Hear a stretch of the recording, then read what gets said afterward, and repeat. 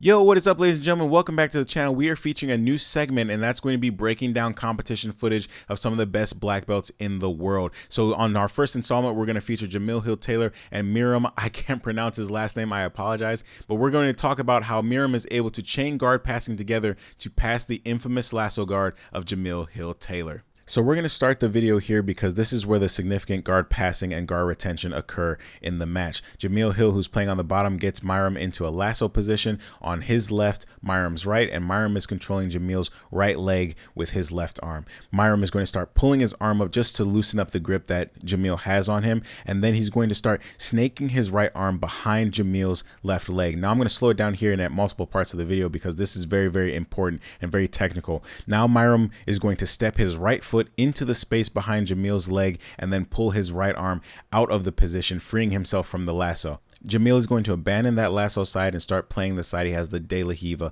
lapel on. He's going to take his left hand and grab up to the collar, breaking Meyram's posture. Meyram is going to take a 2-on-1 grip, break that grip off, and now what he's going to do is step with his left leg out of the guard entirely and come down, changing his levels, and now he's trying to pass from his knees. Jamil is going to be able to get right back into the lasso position when that transition happened, and now Meyram is going to have to figure out how to pass when Jamil has a lasso on one side and a spider on the other. Now Meyram is going to get up on his toes, and I'm going to cut the video to a more dynamic section here. So now Meyram is going to be able to stuff Jamil's right leg. Jamil's going to strip the grip. Meyram is going to strip his own grip, and Jamil is going to get back into his lasso position here, grabbing the collar. Now Meyram is going to take a few seconds here to assess the situation, and Jamil's not going to give him any time to move, and he's going to get that lapel and now start getting into a double lasso position where he's got his left leg sneaking in for a deep lasso and his right leg has a more shallow lasso. So now Meyram is going to start taking his left arm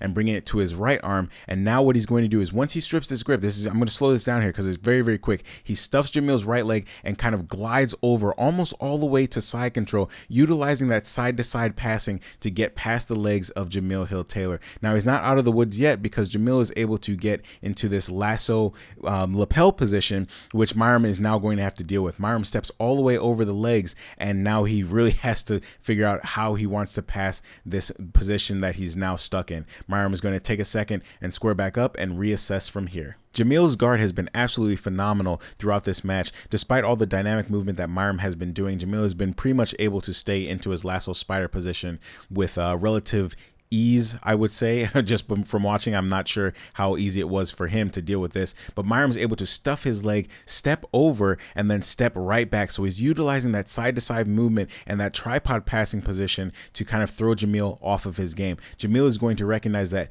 he needs to bring his left knee in, and he's going to make that elbow-knee connection. Like I said, elbow-knee connection from white belt to black belt at the highest levels will definitely serve you well. Meyram is using this long set passing to get around the guard of Jamil. Jamil is going to Granby roll and get right back in front of Meyram. Meyram is going to change his levels here, and I'm going to slow it down. He's going to change his levels and start putting some pressure on Jamil while he's trying to feed out that lapel, and now Jamil is in a world of trouble. His legs are facing the opposite direction. That's why he bails on the lapel, because he needs to frame and try to get into a position where he doesn't give up the points. But unfortunately for him, he gets into a turtle position, and Meyram is able to stay all over him. He starts rolling to his back, and Meyram is going to start getting his hooks in. Jamil does a good job of trying to get his shoulders to the mat to defend the back take, but unfortunately for him, Meyram is able to get both hooks in and score the 4 points for the back taking position. So let's get right into these takeaways. I want to talk about Meyram's level changing and pressure and his side-to-side passing. As you can see in this clip, he was able to change his levels and pressure Jamil out of position while Jamil was trying to work with that lapel, to the point where Jamil realizes that his legs are now facing the wrong way and he's in danger of getting his guard pass. So he has to frame against Meyram and try to get into a turtle position, which